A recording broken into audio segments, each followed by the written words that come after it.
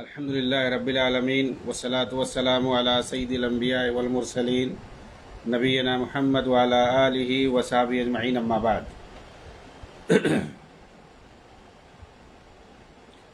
قال اللہ تعالی فی کلامہ المجید اعوذ باللہ من الشیطان الرجیم بسم اللہ الرحمن الرحیم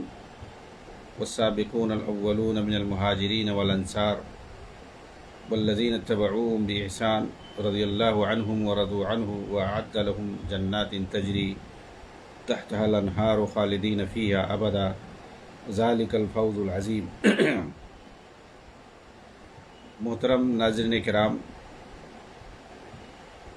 شیخ سعد الزعتری حفظہ اللہ کی کتاب حقیقت الجہاد فی فلسطین کے ساتھ میں حاضر ہوں۔ پچھلے دروس کے اندر موجودہ دور میں جو جہاد کے نام پر فساد مچانے والی تنظیمیں ہیں ان کا جواب دے رہے ہیں، اور ان کے شبہات کا جو وہ علماء کے کلام کو ان کی کتابوں سے سیاق و سباق سے کاٹ کر ان سے استدلال کرتے تھے اپنے باطل معانی کے لیے، اپنے فتنہ اور فساد کے لیے، ان کا جو ہے شیخ جواب دے رہے تھے اب تک۔ آگے یہ کہہ رہے ہیں کہ تمام امور میں اگر ہم دین سمجھ کے کچھ کر رہے ہیں، کوئی بھی کام ہم دین سمجھ کے کر رہے ہیں، اللہ کے دین کو سربلندی مقصد ہے، اگر کوئی بھی کام ہے دینی کام ہے تو ایسی صورت میں ضروری ہے ہمارے لیے کہ ہم صحابہ کے طریقے کو اپنائیں، ہم دیکھیں کہ اس بارے میں صحابہ کس راستے پر تھے، کیونکہ اللہ کے نبی صلی اللہ علیہ وسلم نے دین کو سکھایا ہے۔ کس کو سکھایا؟ صحابہ کرام کو۔ آپ نے دین جو پہنچایا ہے صحابہ کرام کو پہنچایا، اور صحابہ کرام نے آپ صلی اللہ علیہ وسلم کے سامنے عمل کر کے دکھایا، اور آپ صلی اللہ علیہ وسلم نے جیسا انہیں دین سکھایا، جیسا بتایا، ویسا انہوں نے اپنی زندگی میں عمل کیا ہے۔ تو یہ ہمارے لیے اسوہ ہے، نمونہ ہے، اور ان کے نقش قدم پر ہمیں چلنے کی ہدایت ہے۔ اللہ تعالیٰ نے فرمایا، بہت ساری جگہوں پر ہے اس طریقے سے، جیسے کہ ابھی میں نے جو آیت پڑھی سورہ توبہ کی 100 نمبر آیت بہت مشہور ہے، والسابقون الاولون من المہاجرین والانصار والذین اتبعوهم بإحسان رضی اللہ عنہم ورضوا عنہ۔ بہت ہی مشہور آیت ہے، اس کے اندر صحابہ کرام کو اسوہ اور نمونہ بتایا گیا ہے، اور یہ کہ ان کی فضیلت بتائی گئی اس کے اندر، اور ان کے عمل کی بنیاد پر انہیں جو ہے دنیا ہی میں جنت کی خوشخبری دے دی گئی ہے۔ سورہ بقرہ کے اندر اللہ تعالیٰ نے فرمایا، وَإِذَا قِيلَ لَهُمْ آمِنُوا كَمَا آمَنَ النَّاسُ قَالُوا أَنُؤْمِنُ كَمَا آمَنَ السُّفَهَاءُ، کہ جب ان منافقوں سے کہا جاتا ہے کہ بھئی تم ویسا ایمان لاؤ جیسے ان لوگوں کا ایمان ہے جو اللہ کے رسول کے ساتھ، جو نبی کے ساتھ ہیں، یعنی صحابہ کرام، ان کا جیسے ایمان ہے ایسے تمہارا ایمان ہوگا تب صحیح مانا جائے گا۔ تو یہ کہتے ہیں کہ ہم کیا ایسا ایمان لائیں جیسے بیوقوف ہیں ایمان لاتے ہیں؟ تو اللہ تعالیٰ نے فرمایا کہ بیوقوف تو تم لوگ ہو، تمہیں لیکن اس کا شعور نہیں ہے۔ تو صحابہ کرام کا دیکھیے، یہ لوگ جو ہے، ایک تو صحابہ کرام کو یہاں پر اسوہ بنایا گیا، ایمان میں معیار بنایا گیا، ہدایت میں معیار بنایا گیا۔ تو یہاں ایمان میں صحابہ کرام کو اللہ تعالیٰ نے معیار بنایا، پہلی بات کہ ان صحابہ کرام کی طرح سے ہمارا ایمان ہونا چاہیے، اور دوسری بات یہ کہ صحابہ کرام کا اللہ نے دفاع کیا۔ جب منافقوں نے الزام لگایا کہ یہ لوگ بیوقوف ہیں تو اللہ تعالیٰ نے ان کا دفاع کیا اور کہا کہ بیوقوف وہ نہیں ہے، بیوقوف تم لوگ ہو، لیکن تمہیں اس کا پتہ نہیں ہے۔ تو بہت ہی یہ اہم آیت ہے، شروع ہی میں سورہ بقرہ کے شروع ہی میں دوسری صفحہ میں ہے کہ ان لوگ الزام لگا رہے ہیں کہ ہم، اللہ تعالیٰ نے تو پہلے ہدایت کی بھائی صحابہ کے جیسا تمہارا ایمان ہونا چاہیے، اور جب ان لوگوں نے کہا کہ یہ بیوقوفوں کی طرح ہم ایمان لائیں تو پھر اللہ تعالیٰ نے صحابہ کرام کا دفاع کیا۔ یہاں جو ہے ایمان میں صحابہ کو معیار بنایا، اللہ تعالیٰ نے معیار بنایا، کسی دوسرے نے نہیں، اور دوسرے کی اللہ نے دفاع کیا ہے۔ اس لیے تمام مسلمانوں پر یہ واجب ہے، یہ فرض ہے کہ صحابہ کا دفاع کریں ہر موڑ پہ۔ ایسا نہیں کہ جو ہے مودودی جیسی لوگ آئے اور کتابیں لکھیں کہ ہم مطلق طور پر صحابہ کا دفاع نہیں کر سکتے۔ ہم دیکھیں گے بھائی تاریخ میں کہ ان سے کیا غلطیاں ہوئی ہیں، غلطیوں کو اچھالیں گے اور شیعوں کو خوش کریں گے۔ تو شیعہ تو صحابہ دشمن ہیں اور منافقوں جیسی ان کی حالت، جیسے منافق کہتے تھے صحابہ کرام کو برا بھلا کہتے تھے اور ان کا استہزاء کرتے تھے، تو اللہ اور اس کے رسول ان کا دفاع کرتے تھے صحابہ کرام کا۔ تو آج بھی اگر کوئی صحابہ کرام پر الزام لگاتا ہے اور خارجیوں اور شیعوں رافضیوں کی روایتوں کو لے کر ان کو مورد الزام ٹھہراتا ہے، تو ضروری ہے کہ ہم بھی جو ہے صحابہ کرام کا دفاع کریں۔ یہ قرآن ہمیں سکھاتا ہے، یہ ہمیں حدیث سکھاتی ہے۔ ایک دوسری جگہ قرآن میں اللہ تعالیٰ نے فرمایا فَإِنْ آمَنُوا بِمِثْلِ مَا آمَنْتُمْ بِهِ فَقَدِ اهْتَدَوْا، اگر وہ لوگ، یعنی ہاں یہودیوں کو اور عیسائیوں کو کہا گیا کہ اگر وہ لوگ ویسا ایمان لائیں گے جیسا صحابہ کا ہے تو پھر وہ ہدایت پر مانے جائیں گے۔ دیکھیں یہاں ہدایت پر، استقامت پر آنے کے لیے جو ہے صحابہ کے ایمان کو معیار بنائیں گے، صحابہ کو معیار بنائیں گے۔ یہاں بھی اللہ تعالیٰ نے معیار بنایا ہے صحابہ کرام کو کہ بھئی تم صحیح ہدایت پر اس وقت مانے جاؤ گے جب صحابہ کی طرح سے تم ہو جاؤ گے۔ وہ کہتے تھے کہ ہم بھی تو ایمان لاتے ہیں اپنے نبی پہ، اللہ پر، جیسے تم لوگ ایمان لاتے ہو نبی پہ اپنے اور اللہ پر، ویسے ہم بھی ایمان لاتے ہیں۔ تو کہا نہیں، ابھی صحابہ کی طرح تمہارا ایمان نہیں ہے، صحابہ تو تمہارے نبی پر بھی ایمان لاتے ہیں اور آخری پیغمبر پر بھی ایمان لاتے ہیں، تم لوگ آخری پیغمبر کو نہیں مانتے ہو، تو صحابہ جیسا تمہارا ایمان نہیں ہے۔ تو یہاں پر صحابہ کرام کو معیار بنایا گیا ہے کہ صحابہ کی طرح سے ہونا ضروری ہے۔ مختلف جگہوں پر صحابہ کرام کو معیار بنایا گیا ہے، اللہ کے رسول نے ان کو جو ہے پورے طور پر ان کے پورے عمل کو معیار بنایا ہے۔ وہ حدیث افتراق جو ہے بہت بڑی جو حدیث افتراق ہے، جس کے اندر جب اللہ کے رسول نے فرمایا کہ میری امت 73 فرقوں بڑھ جائے گی اور جو ہے اس میں ایک جو گروہ ہوگا وہ جنتی ہوگا۔ صحابہ کرام نے پوچھا وہ کون لوگ ہوں گے؟ تو آپ نے فرمایا ما انا علیہ الیوم واصحابی، کہ جو میرے طریقے پہ چلیں گے اور صحابہ کے طریقے پر، اور میرے صحابہ کے طریقے اور منہج پر جو لوگ چلیں گے۔ تو آپ نے ایک اصول اور ضابطہ بنایا، جیسے آپ نے اپنے کو معیار بنایا، اپنی سنت اور طریقے کو معیار بنایا، ویسے ہی صحابہ کرام کے طریقے کو آپ نے معیار بنایا۔ تو صحابہ کے طریقے پر چلنے والے جو ہے جنتی ہوں گے۔ تو صحابہ کا کیا طریقہ تھا؟ ہر چیز میں، دین کا کوئی بھی معاملہ ہو تو ہمیں دیکھنا پڑے گا کہ اس میں جو ہے اللہ کے رسول نے کون سا طریقہ سکھایا ہوا ہے صحابہ کرام کو، تو ہم بھی اسی طریقے پر چلیں گے۔ کوئی بھی چیز ہو، وہ دین کا کوئی بھی حصہ ہو، حتیٰ کہ جہاد ہی کیوں نہ ہو، اس میں بھی ہمیں دیکھنا ہوگا کہ صحابہ کرام نے کون سا طریقہ اپنایا تھا۔ کیا وہ پبلک کو مرواتے تھے دشمنوں کے ہاتھوں، یا وہ مسلمانوں کی جانوں کی حفاظت کرتے تھے؟ صحابہ کرام نبی صلی اللہ علیہ وسلم کے ساتھ مل کر کے 10 سال جہاد کرتے رہے اللہ کی راہ میں۔ آپ دیکھیں جو ہے مرنے والوں کی تعداد مسلمانوں میں آپ کو جو ہے 200 بھی نہیں ملے گی۔ مسلمانوں میں جو لوگ لڑائیوں میں مارے گئے، شہید ہوئے، ان کی آپ لسٹ دیکھیں۔ 10 سال کے اندر نبی صلی اللہ علیہ وسلم کے ساتھ رہ کر کے انہوں نے جو جہاد کیا، یا جو اکیلے گئے، دستہ بھیجا اللہ کے رسول نے، ان کو سریہ کہتے ہیں، سب ملا کر کے آپ جو ہے لسٹ بنائیں، 200 تک بھی ان کی تعداد نہیں ملتی ہے جو مسلمانوں میں شہید ہوئے۔ اور اسی طریقے سے دشمنوں میں جو لوگ مارے ہوئے 1000 بلکہ 1500 تک ان کی تعداد پہنچتی ہے۔ تو وہ لوگ جہاد اس لیے نہیں کرتے تھے کہ جو ہے لوگوں کو ماریں اور اپنے آپ کو، اپنی جو ہے پبلک کو، اپنے رعایا کو دشمنوں کے ہاتھ کٹوائیں،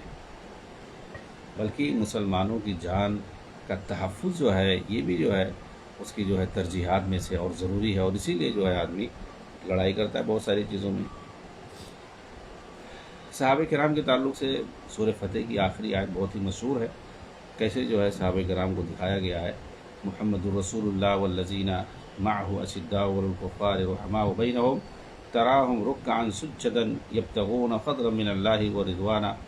سیماہم فی وجوہہم من اثر السجود ذالک مثلہم فی التوراۃ ومثلہم فی الانجیل کزرع اخرج شطأہ فآزرہ فاستغلظ فاستوى على سوقه يعجب الزراء ليغيظ بهم الكفار وعد الله الذين آمنوا وعملوا الصالحات منهم مغفرة وأجرا عظيما۔ اس کے اندر آپ دیکھیں صحابہ کرام کا جو ہے اللہ تعالیٰ نے کس طریقے سے نقشہ کھینچا ہے، ان کی حالت کا، ان کی دینی حالت کا، کہ وہ کس طرح تھے اللہ کے رسول کے ساتھ، کافروں پر کیسے سخت تھے، آپس میں ایک دوسرے کے لیے کیسے جو ہے نہایت رحم دل تھے، آپس میں کافروں پر سخت تھے، یہ نہیں کہ جو ہے مسلمانوں ہی کو مارتے تھے، مسلمانوں ہی کو کاٹتے تھے آپس میں، بلکہ یہ آپس میں ایک دوسرے کے لیے رحم دل ہوتے تھے، یہ کافروں پر سختی کرتے تھے۔ خوارج جو ہے یہ کیا کرتے ہیں، یہ مسلمانوں پر سخت ہوتے ہیں، تو مسلمانوں ہی کے ممالک میں، مسلم علاقوں میں ہی یہ لوگ فتنہ مچاتے ہیں، فساد مچاتے ہیں، اور مسلمانوں ہی کو یہ مارتے، ان کی تاریخ رہی ہے۔ یہ جو آیت ہے سورہ فتح کی آخری آیت جو ہے، یہ خوارج کے لیے بہت ہی مطلب سخت ہے۔ آگے جو شیخ سعد الزاتری حفظہ اللہ کہتے ہیں کہ سو تمہیں کامیابی کبھی بھی نہیں مل سکتی اور اللہ تمہاری مدد کبھی نہیں کر سکتا جب تک تم ان صحابہ کی منہج پر نہ چلو جو دین کے رہنما اور امام ہیں، جنہوں نے مضبوطی سے اللہ کی رسی کو تھامے رکھا اور نبی کی سنت پر قائم رہے۔ امام مالک رحمہ اللہ نے کہا ہے کہ اس امت کے بعد والوں کی اصلاح انہی چیزوں سے ہو سکتی ہے جن سے پہلے والوں کی اصلاح ہوئی ہے۔ صحابہ کرام حق پر مجتمع تھے، اسی لیے اللہ نے ان کی مدد کی، سو انہی کی مشابہت اختیار کرو اور انہی کی طرح حق پر قائم ہو جاؤ، ضرور تمہاری مدد کی جائے گی۔ لیکن اگر ایسے ہی اختلاف و انتشار کا شکار رہے تو تمہارا شمار بھی نہیں ہوگا اور تم بھی جو ہے ہلاکت ہونے والوں میں سے ہوگے۔ اللہ تعالیٰ نے اتحاد کی دعوت دیتے ہوئے فرمایا وَاعْتَصِمُوا بِحَبْلِ اللَّهِ جَمِيعًا وَلَا تَفَرَّقُوا وَاذْكُرُوا نِعْمَةَ اللَّهِ عَلَيْكُمْ إِذْ كُنْتُمْ أَعْدَاءً فَأَلَّفَ بَيْنَ قُلُوبِكُمْ فَأَصْبَحْتُمْ بِنِعْمَتِهِ إِخْوَانًا وَكُنْتُمْ عَلَى شَفَا حُفْرَةٍ مِنَ النَّارِ فَأَنْقَذَكُم مِّنْهَا كَذَلِكَ يُبَيِّنُ اللَّهُ لَكُمْ آيَاتِهِ لَعَلَّكُمْ تَهْتَدُونَ۔ یہ سب مل کر اللہ کی رسی کو مضبوطی سے پکڑ لو اور جدا جدا نہ ہو جاؤ، اپنے اوپر اللہ کی نعمت کو یاد کرو، جب تم دشمن تھے اس نے تمہارے دلوں کے درمیان الفت پر ڈال دی، سو تم اس کی نعمت سے بھائی بھائی بن گئے، اور تم آگ کے گڑھے کے کنارے پر تھے تو اس نے تمہیں اس سے بچا لیا۔ اس طرح اللہ تمہارے لیے آیتیں کھول کھول کر بیان کرتا ہے تاکہ تم ہدایت پاؤ۔ اسی طریقے سے ایک حدیث بیان کرتے ہیں، عبداللہ ابن عمر رضی اللہ تعالیٰ عنہ کی حدیث ہے، اپنے والد محترم حضرت عمر رضی اللہ تعالیٰ عنہ کا واقعہ بیان کرتے ہیں۔ کہتے ہیں کہ مقام جابیہ میں میرے والد عمر رضی اللہ تعالیٰ عنہ ہمارے درمیان خطبہ دینے کے لیے کھڑے ہوئے۔ انہوں نے کہا کہ لوگوں، میں تمہارے درمیان اسی طرح خطبہ دینے کے لیے کھڑا ہوا ہوں جیسے رسول اللہ صلی اللہ علیہ وسلم ہمارے درمیان کھڑے ہوتے تھے۔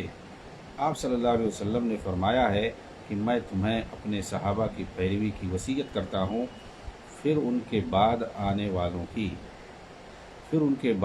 والوں کی یعنی تابعین اور تبع تابعین۔ اوصیکم باصحابی ثم الذین یلونہم ثم الذین یلونہم۔ اس کے بعد کہتے ہیں کہ پھر اس کے بعد جھوٹ عام ہو جائے گا، یعنی صحابہ، تابعین اور تبع تابعین کا جو زمانہ ہے ان کی باتوں کو مانو، وہ جو زمانہ ہے وہ خیر القرون کا زمانہ ہے۔ اللہ کے نبی صلی اللہ علیہ وسلم نے ان کی صالحیت اور ان کی خیریت کی گواہی دی ہوئی ہے۔ اس کے بعد کہتے ہیں کہ جھوٹ جو ہے عام ہو جائے گا، یہاں تک کہ قسم کھلائے بغیر آدمی قسم کھانے لگے گا اور گواہ طلب کیے جانے سے پہلے گواہی دے گا۔ خبردار، جب بھی کوئی مرد کسی عورت کے ساتھ خلوت میں ہوتا ہے تو ان کے ساتھ تیسرا شیطان ہوتا ہے۔ تم لوگ جماعت کو لازم پکڑو اور پارٹی بندی سے بچو، کیونکہ شیطان اکیلے آدمی کے ساتھ رہتا ہے، دو کے ساتھ اس کا رہنا نسبتاً زیادہ دور کی بات ہے۔ جو شخص جنت کے درمیانی حصہ میں جانا چاہتا ہو وہ جماعت سے لازمی طور پر جڑا رہے، اور جسے اپنی نیکی سے خوشی ملے اور گناہ سے غم لاحق ہو، حقیقت میں وہی مومن ہے۔ یہ جو ہے سنن ترمذی کی روایت ہے اور صحیح روایت ہے۔ ابن ابی العز حنفی نے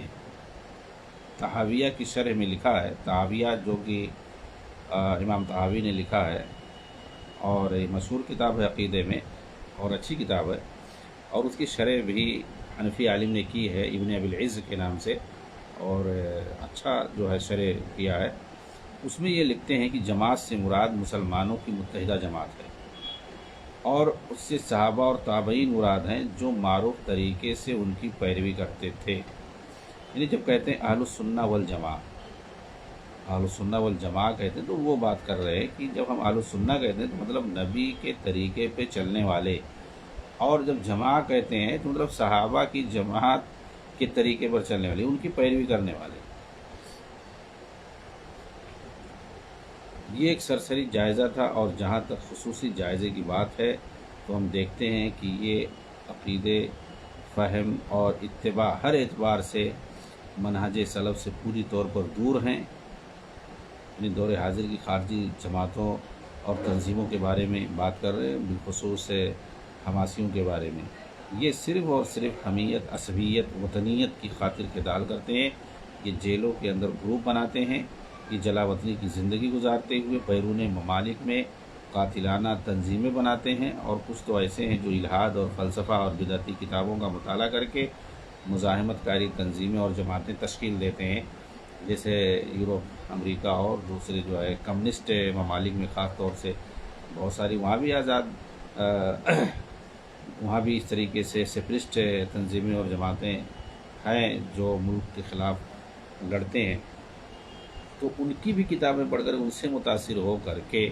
ان کے فلسفے سے متاثر ہو کر بھی مسلم دنیا میں بہت ساری ایسی خارجی تنظیمیں ہیں جو گروپ بنا دی۔ فلسطین میں بھی اس طریقے کی تنظیمیں ہیں، مگر یہاں پر مجھے انہی گروپوں اور تنظیموں سے مطلب ہے۔ شیخ سعد الزادری حفظہ اللہ کہہ رہے ہیں کہ یہاں اس کتاب کے اندر مجھے صرف انہی گروپوں اور تنظیموں سے مطلب ہے جو اپنے ساتھ اسلام کا نام جوڑتی ہیں تاکہ اپنی کارستانیوں کے لیے جواز فراہم کر سکیں۔ جی ہاں، دین کا نام لیتے ہیں اور سیاست کا کام کرتے ہیں، جیسے کہ حماس، الجہاد الاسلامی جیسی تنظیمیں۔ باقی گروپوں سے میں نے صرف نظر کیا ہے کیونکہ ان کے افکار بالکل واضح ہیں، ایک مسلمان کے لیے وہ بالکل مشکوک نہیں ہے، یعنی واضح ہے کہ یہ جو ہے اسلام سے ان کا کوئی تعلق نہیں ہے، کیونکہ وہ وطنیت، جمہوریت، لادینیت، قومیت اور اشتراکیت وغیرہ کا نام لگا رکھی ہے اپنے ساتھ۔ لیکن مجھے تعجب ہوتا ہے ان لوگوں پر بھی کہ ان غیر اسلامی ناموں کے ساتھ یہ کیسے مسجد اقصیٰ کا شعار بلند کرتے ہیں، جبکہ وہ مسجدوں میں نماز پڑھنے کو ذرا بھی اہمیت نہیں دیتے اور نہ ہی یہ احکام صلاۃ کو سیکھتے ہیں۔ یقیناً جو مسجد اقصیٰ کا اہتمام کرتا ہے وہ اس لائق ہے کہ وہ مساجد میں نماز کا اہتمام بھی کرتا ہو، اور وہ اس لائق ہے کہ وہ ان لوگوں میں سے ہو جو عبادات اور بطور خاص نماز اور علم شرعی کو سیکھتے اور حاصل کرتے ہیں۔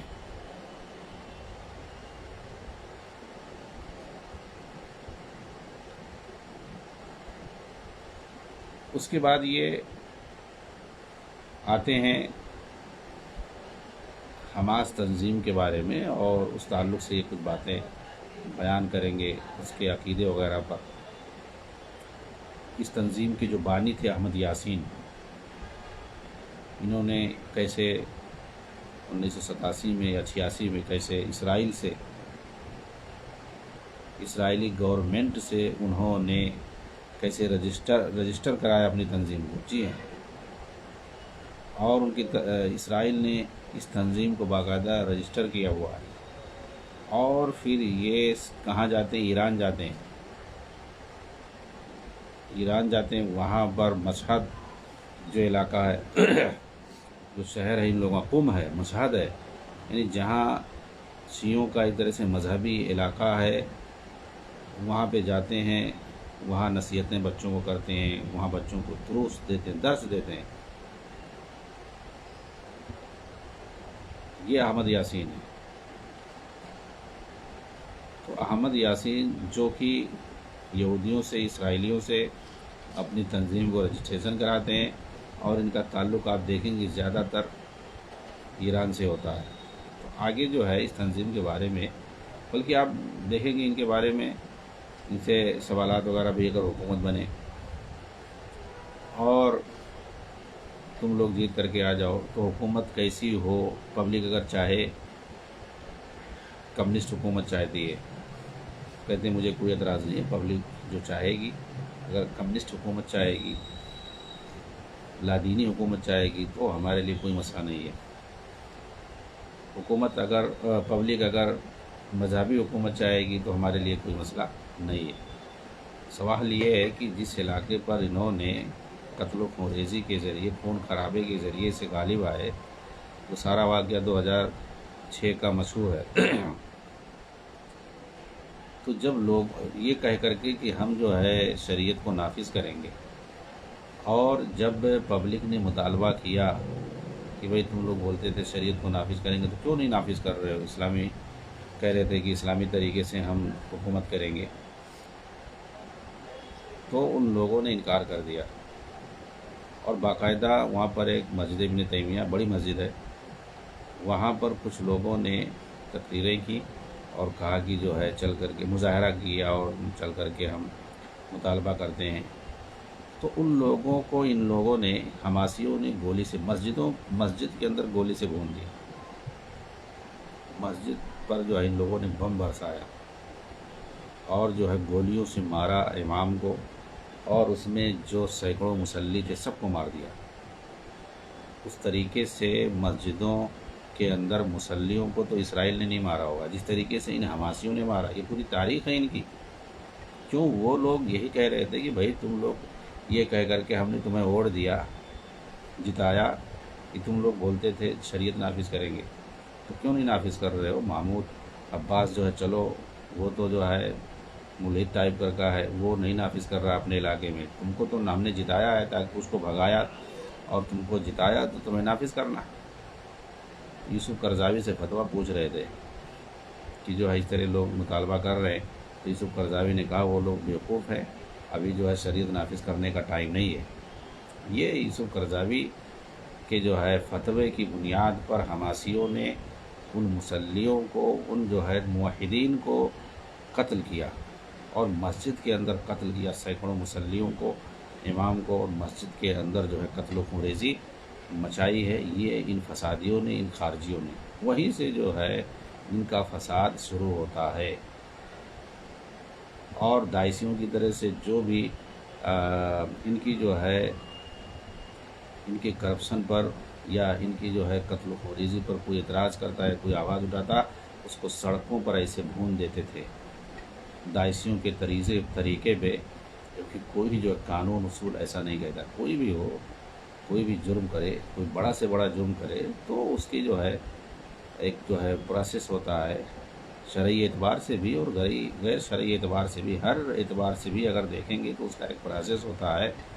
کہ کیسے جو ہے اس کے اوپر مقدمہ چلایا جاتا ہے، تحقیق ہوتی ہے، تفتیش ہوتی ہے، اور پھر اس کے بعد جب جرم ثابت ہوتا ہے تو جو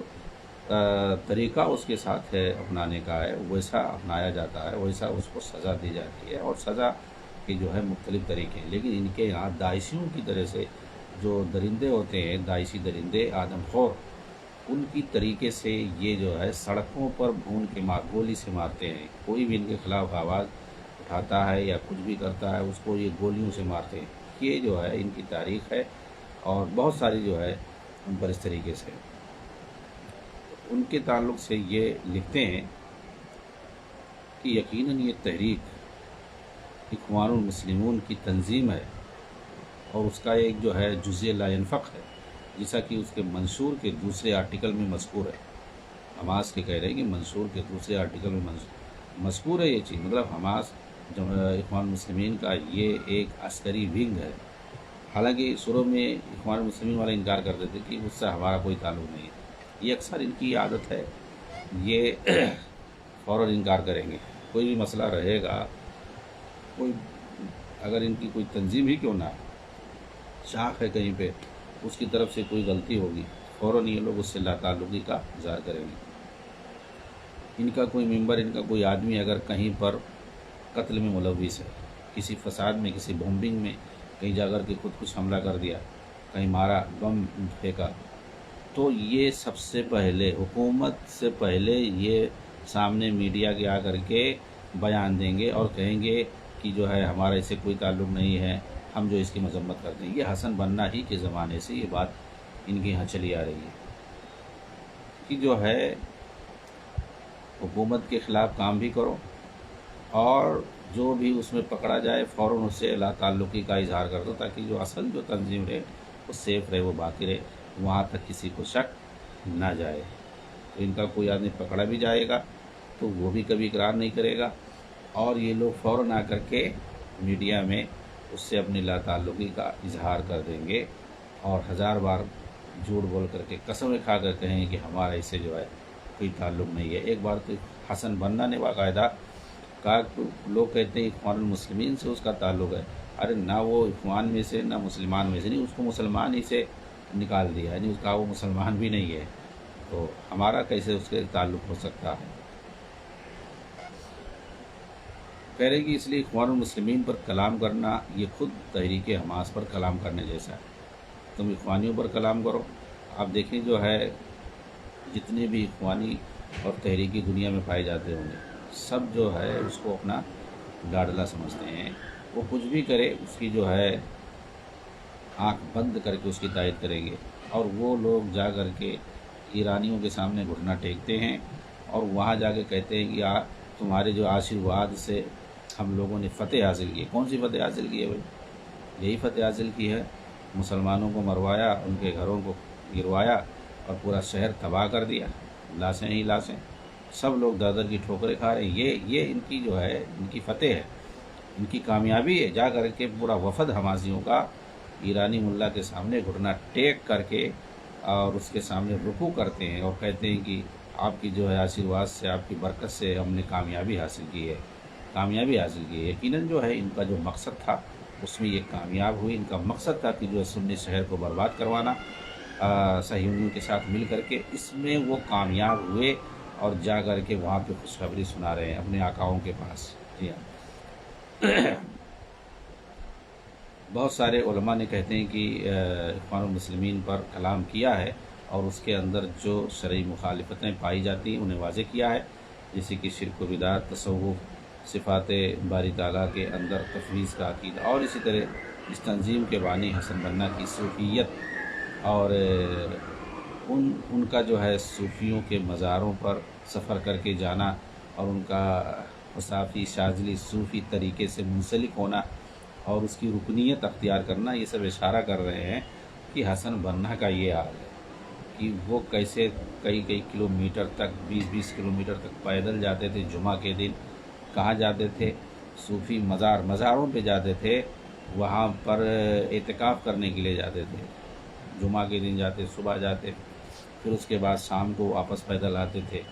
وہاں دن بھر جو ہے اعتکاف کرتے تھے، مزار پر بیٹھتے تھے اور مراقبہ کرتے تھے۔ یہ جو ہے ان لوگوں کی اوقات ہے۔ مزاروں پہ جا کر کے حسن بننا تقریریں کرتے تھے۔ کس چیز کی تقریریں کرتے تھے؟ لوگوں کو جو ہے حکومت کے خلاف، جو حکومت کے مظالم کو بیان کرتے تھے اور اپنی جماعت کے ساتھ جوڑنے کی بات کرتے تھے۔ مزاروں پہ جہاں شرک اور بدعات کا ارتکاب کیا جاتا ہے وہاں پر کبھی انہوں نے توحید کی بات نہیں کی ہوئی اور نہ ہی لوگوں کو کبھی جو ہے شرک سے روکا ہوگا۔ مزاریوں کو جا کر کے، مظہر پرستوں کو جا کر کے، بدعتیوں کو جا کر کے وہ اپنی تنظیم اور جماعت میں شامل ہونے کی دعوت دیتے تھے اور وہاں ان کو شرک سے روکتے نہیں تھے۔ یہ ان لوگوں کی حالت ہے۔ اس طرح جو ہے کہتے ہیں اس جماعت کا جو ہے توحید کی شان کو گھٹانا اور شرک پر خاموشی اختیار کرنا، ان کا محفل میلاد قائم کرنا، اور جو ہے شرکیہ اشعار یہ خود پڑھتے تھے۔ حسن بننا شرکیہ اشعار پڑھتے تھے اور ان کے پیچھے ایک جماعت ہوتی تھی، وہ اسی اشعار کو، شرکیہ اشعار کو دہراتی تھی، اور ربیع الاول کا مہینہ شروع ہوتے ہی یہ لوگ محفلیں منعقد کرنا، رات میں مجلسیں منعقد کرنا شروع کر دیتے تھے اور 12 ربیع الاول تک برابر یہ لوگ مجلسیں منعقد کر دیتے تھے۔ یہ جو ہے اخوانیوں کے جو سرگنا ہیں بالکل ان لوگوں کی یہ حالت ہے، وہ ایسا کرتے تھے۔ کیوں جی؟ کیونکہ جانتے ہیں یہ لوگ کہ جو مزار پرست ہیں، جو شرک کے دلدادے ہیں، یہی مسلمانوں میں سب سے زیادہ ہیں، چاہے یہ مصر ہو، ہندوستان ہو، یا کچھ جو ہے عرب ممالک کو چھوڑ کر کے دنیا کی جتنے جو مسلم ممالک ہیں ایشیا میں یا افریقہ میں، آپ چلے جائیے جگہ جگہ، قدم قدم پہ آپ کو مزار ملے گا، تو جانتے ہیں کہ انہی لوگوں کی تعداد جو ہے زیادہ ہے، مزاریوں کی، مزار پرستوں کی تعداد۔ اب ان کو جو ہے اپنے ساتھ ملا کے رکھو گے تبھی جو ہماری جماعت بڑھے گی اور ہماری جماعت مضبوط ہوگی۔ تو یہ صوفیوں کی مجلسوں میں شریک ہونا، مزاروں اور قبوں کی تعمیر کرنا اور اس طرح کی دیگر بدعات اور گمراہیاں ان کے اندر پائی جاتی ہیں۔ علماء نے اس جماعت اور اس کے بانی پر ردود لکھے ہیں، جو ان کی کتابوں میں، ان کی کیسٹوں میں اور انٹرنیٹ، سوشل میڈیا پر پھیلے ہوئے ہیں،